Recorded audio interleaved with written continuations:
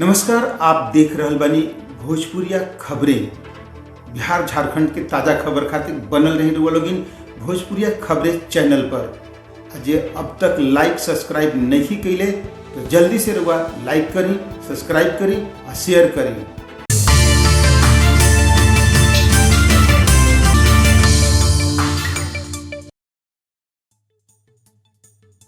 गया जी के धर्मसभा में बिहार के सब विभाग में कार्यरत संविदा कर्मी, आउटसोर्सिंग आ अवर्गीकृत कर्मचारियों के मगध प्रमंडलीय सम्मेलन के आयोजन कल गई। गया संवाददाता रमेश कुमार के मुताबिक आयोजित सम्मेलन में बिहार राज्य संविदा कर्मी महासंघ के गठन कल गई।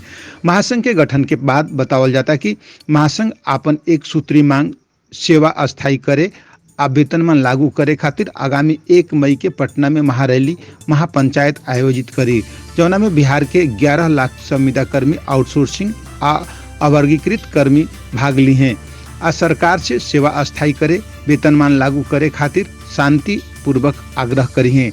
महासंघ बतावल ताकि बीते 15 साल से सरकार सामाजिक, आर्थिक आ मानसिक रूप से शोषण कर रहल बिया। नतीजा 50 लाख परिवार भूखमरी के कगार पर पहुंच गई बड़न। महासंघ के लोग बतौले कि आगामी 24 अप्रैल के जिला मुख्यालय पर रैली के अलावा अलग अलग तिथि के 9 प्रमंडल में प्रमंडलीय बैठक समागम कइल जाई।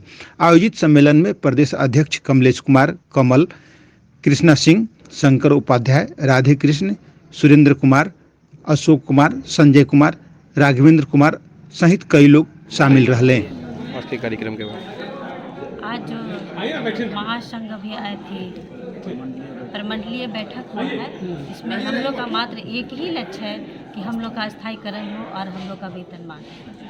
कितने साल से आप लोग जो नौकरी में हैं? 10 साल से। 10 साल से हैं, लेकिन आज तक के मतलब जो है मानदेय हम लोग का बढ़ा, हाँ, लेकिन मानदेय उस लायक नहीं बढ़ा जिस लायक हम लोग काम करते हैं, जिस लायक हम लोग से काम लिया जाता। और भगवान विष्णु की इस पावन धरती पर सभी संविदा आउटसोर्सिंग अवरिष्ठ कर्मियों का प्रमंडलीय समागम का आयोजन किया गया था और ऐसा ही आयोजन बिहार के सभी प्रमंडलों में किया जाएगा।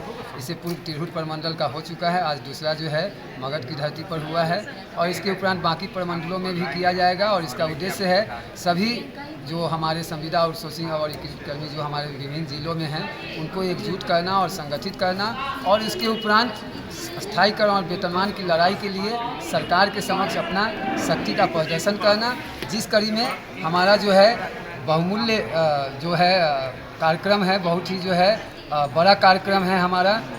24 अप्रैल को इसी वर्ष 2022 में दिन रविवार को हमारा प्रत्येक जिला मुख्यालय पर जिला स्तरीय जो है रैली या पंचायत का आयोजन होगा, जिसमें हर जिला से लगभग 25 से 30 हज़ार की संख्या में हमारे संविदा आउटसोर्सिंग कर्मी एकजुट होकर सरकार के समक्ष अपने मांगों को जो है मजबूती से प्रस्तुत करेंगे।